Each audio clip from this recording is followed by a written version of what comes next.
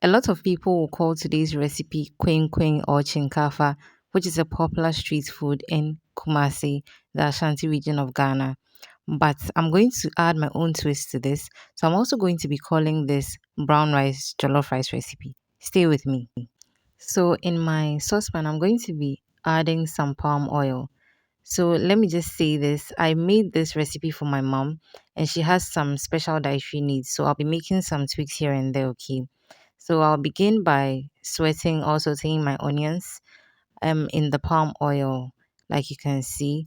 I gave it about 3 minutes to cook a bit, and then I went in with my blended onions, ginger, and garlic. So I mentioned earlier that most people refer to this recipe as queen, but I'm not going to be using dawa dawa. So that's one of the twists I'm going to introduce. I'm going to be using this brown rice. I don't know which brand it is, okay, but this is how it looks like, okay.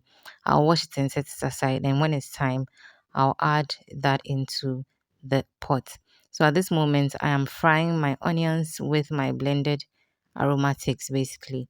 And I'll give it about 5 minutes because I want the onions to release all of its sweetness into my stew. So moving on to the tomato base, I'm going to be using some pepper, beetroot, and fresh tomatoes. So remember I referred to this recipe as jollof rice, okay? So in place of my tomato paste, I'm adding in beetroot because my mom does not take tomato paste. So that's what I am hoping will add a bit of color to my brown rice. And because of the color of the brown rice, which is obviously more brown, the redness will not pop as you would like it, but trust me, it's a very healthy recipe. So I'm going to leave this to cook for about 5 to 7 minutes and then constantly going to stir so the stew does not burn. If this is your first time here, hello, my name is Yasmi. Please consider subscribing and joining this amazing blooming family because I promise I will spoil you with nutritiously yummy homemade food.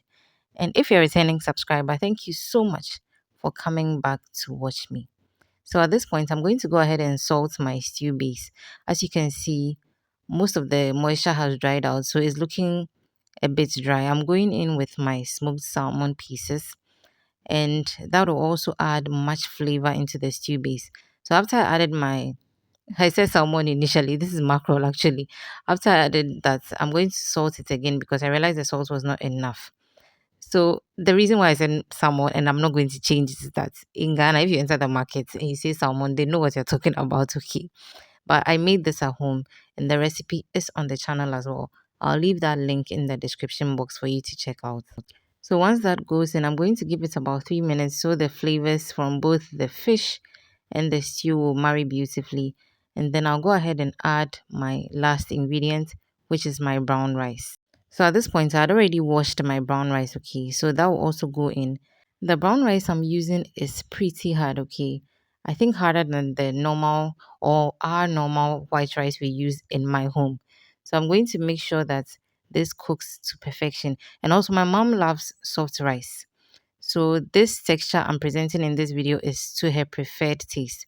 But make sure to adjust the amount of liquid you're going to be adding if you don't like the rice to be too soft. What I did later is to add in hot water instead. So the hot water will help cook this faster and will also make sure that the steam enters the rice to soften it more quickly. But generally, it's even advisable to use hot water in cooking your jollof rice or even any plain rice recipe so it helps it cook faster, okay? If you've watched the video till this point, thank you so much. Please don't forget to give me a thumbs up so that YouTube will continue recommending my videos. And when you're done watching, please remember to leave a comment down below and share also on your way out and let's reach a wider audience. And this is after 10 minutes on low heat. Remember, low heat does the trick with jollof all the time, okay? There's a little bit of moisture in there. I'm fluffing up the rice and then cover. You realize that I added some foil to the lid so that it traps the heat in there. And voila, uh, brown rice jollof rice is ready, or a Kyinkafa or Kwenkwen, whatever you want to call it, is ready. And my mother just gave me a thumbs up for this video and the recipe as well. It was actually my first time making this recipe, And I dare say I nailed it. I hope you're inspired to try it. And then give me feedback when you do. And until I meet you again on these YouTube streets, please remember to keep blooming.